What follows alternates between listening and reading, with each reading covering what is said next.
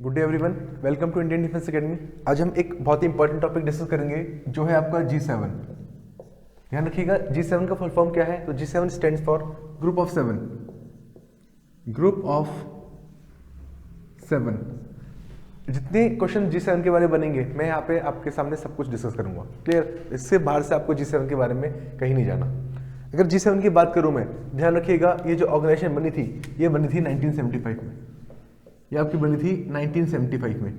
कैसी ऑर्गेनाइजेशन है ये? इसमें 7 कंट्रीज है। 7 कंट्रीज का मतलब ये एक इंटर गवर्नमेंटल ऑर्गेनाइजेशन है। Intergovernmental organisation. Intergovernmental organisation मतलब गवर्नमेंट्स के बीच में। क्लियर? और ध्यान रखिएगा जो इसमें 7 कंट्रीज है वो इकोनॉमिक पावर्स है। वो इकोनॉमिक की टर्म में काफी रिच कंट्रीज होंगी। इट मीन्स वो इकोनॉमिक पावर्स है। क्लियर? तो जो 7 कंट्रीज हैं वो इकोनॉमिक रिच कंट्रीज में से एक है। आगे देखते हैं ये जब ऑर्गेनाइजेशन बना था 1975 में, तो जब ये ऑर्गेनाइजेशन बना इसके फाउंडिंग मेंबर्स कौन कौन से? क्लियर? देखिए कौन कौन से इसके फाउंडिंग मेंबर्स थे। फाउंडिंग मेंबर्स में आपके थे USA, then United Kingdom, then Germany, then France, then Italy and last one is Japan. Clear? तो आपको यहां से एक चीज दिख रहा होगा कि जब ये बना था तो इसमें 6 मेंबर्स थे। तो इसका नाम क्या होगा उस टाइम पीरियड पे? G6। पर आगे जाके अगले ही साल 1976 में इसमें जुड़ जाता है कनाडा। अब बहुत बच्चों को ये कंफ्यूजन होता है कि सर कनाडा इसका फाउंडिंग मेंबर था या नहीं था? तो नहीं, कनाडा अगले साल जुड़ा, दैट इज 1976 में। तो ये टाइमलाइन आपको ध्यान रखनी है। इसके बाद क्या हुआ? इसके बाद 1997 में एक अगला इवेंट आता है और इस बार क्या हुआ? इस बार रशिया जुड़ता है और जैसे ही रशिया जुड़ा इसका नाम हो गया G8। G8 कब हुआ? जब इसमें रशिया ज्वाइन हुआ। जब इसमें रशिया ज्वाइन हुआ इन द ईयर ऑफ 1997 तो इसका नाम हो गया G8। तो देखिए G7 क्या बन गया? G7 बन गया आपका G8। क्लियर? अगले साल देखिए क्या हुआ। उसके बाद जो अगला इंपॉर्टेंट इवेंट आएगा वो आएगा 1999 में। 1999 में देखिए इसमें कितने मेंबर्स होंगे? 8 मेंबर्स। पर इसको और बड़ा किया गया। कैसे बड़ा किया गया? ये जो 8 मेंबर्स थे, इन 8 मेंबर्स में 12 मेंबर्स को और ऐड किया गया। जब ये 12 मेंबर्स ऐड हुए इट मींस क्या बन गया? ये बन गया G20। और आपको पता होगा आज भी G20 होता है और इवन G20 का अगला समिट इंडिया में ही है। क्लियर? तो G20 में क्या हुआ? 12 नेशंस को और जोड़ा गया जो कि इकोनॉमिक टर्म में काफी अच्छा ग्रो कर रहे थे। और इसमें क्या होगा? इंडिया भी इस G20 का पार्ट है। अब ये ध्यान रखिएगा कि जो G7 है वो एक अलग फोरम है और G20 आपका एक अलग फोरम है। दोनों की ही अलग अलग मीटिंग्स होती है। क्लियर? अब देखिए इसका नाम क्या था? G8। आगे जाके एक और फोरम बनाया गया G20 जिसमें कि इन 8 के साथ 12 नेशंस को और जोड़ा गया। अब ये 8 वाला अलग था और 12 वाला आपका अलग था। क्लियर? चलिए आगे देखिए। अगर मैं आगे बात करूं, अगला ईयर जो आपका आएगा वो आएगा 2014। 2014 में क्या हुआ?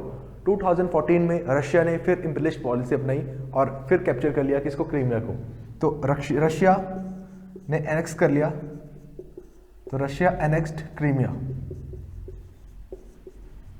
अब ध्यान रखिएगा क्रीमिया भी आपका यूक्रेन का ही पार्ट था। आज जो डिस्प्यूट चल रहा है वो क्या चल रहा है? रशिया यूक्रेन को पूरा कैप्चर करना चाह रहा है। क्लियर? तो Russia annexed Crimea in the year of 2014। इसके बाद क्या हुआ? जो ये G8 कंट्रीज थी, G8 कंट्रीज में से जो 7 नेशंस थे ये वाले USA, UK, Germany, France, Italy, Japan and Canada, इन्होंने रशिया को एक्सपेल कर दिया, इस ग्रुप से हटा दिया। जैसे ही रशिया को हटाया गया तो इसका नाम फिर से क्या हो जाएगा? इसका नाम फिर से G7 हो जाएगा। क्लियर? तो आपको ये चीज ध्यान रखना है कि 2014 में इस G8 का नाम दोबारा से G7 हो गया। और क्यों हुआ? जिस टाइम पीरियड पे रशिया ने क्रीमिया को एनेक्स किया। आज भी अगर आप देखेंगे G7 की मीटिंग होने वाली है और किस विषय में होने वाली है? रशिया और यूक्रेन के विषय में। क्लियर? आगे देखते हैं क्या इसमें फैसला लिया जाएगा। चलिए आगे। In the year of 2020 Donald Trump ने क्या बोला? डोनाल्ड ट्रम्प ने बोला कि ये जो G7 है, G7 में 4 नेशन को और ऐड करना पड़ेगा। और क्यों ऐड करना चाहिए? ध्यान रखिएगा ये सिर्फ सजेशन था।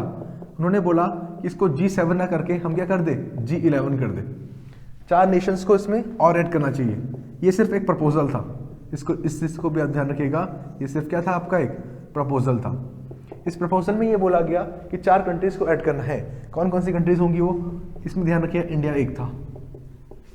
तो अगर क्वेश्चन आएगा कि डोनाल्ड ट्रम्प ने जो कंट्रीज प्रपोज करी थी उसमें इंडिया था, आंसर इज यस। इसके अलावा ध्यान रखिएगा इसमें थी रशिया, इसमें थी साउथ कोरिया एंड लास्ट इसमें जो थी वो थी ऑस्ट्रेलिया। एंड लास्ट इसमें जो थी वो थी ऑस्ट्रेलिया। क्लियर।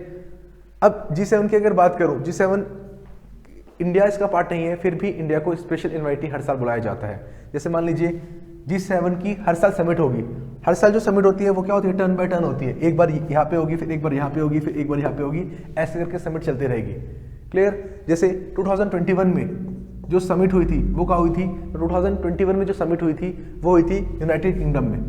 2022 में क्या होने वाली है, तो होने वाली है जर्मनी में। इससे पहले क्या हुई थी, तो 2020 में आपकी हुई थी फ्रांस में। अब ध्यान रखिएगा, हर बार इंडिया को स्पेशल गेस्ट बुलाया गया, स्पेशल इन्वाइटी बुलाया गया। चाहे इंडिया इसका पार्ट नहीं है, पर फिर भी इसमें इंडिया पार्ट लेने जाता है। क्यों जाता है, क्योंकि जिस कंट्री में हो रही है उसके पास ये राइट है कि कुछ वो स्पेशल इन्वाइटी बुला सकता है, इसलिए स्पेशल इन्वाइटीज बुलाए जाते हैं। इसको आपको ध्यान रखना है। क्लियर।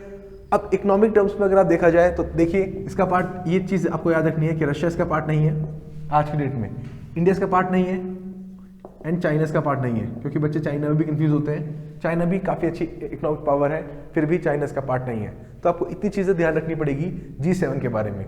आज के लिए इतना ही। Thank you so much.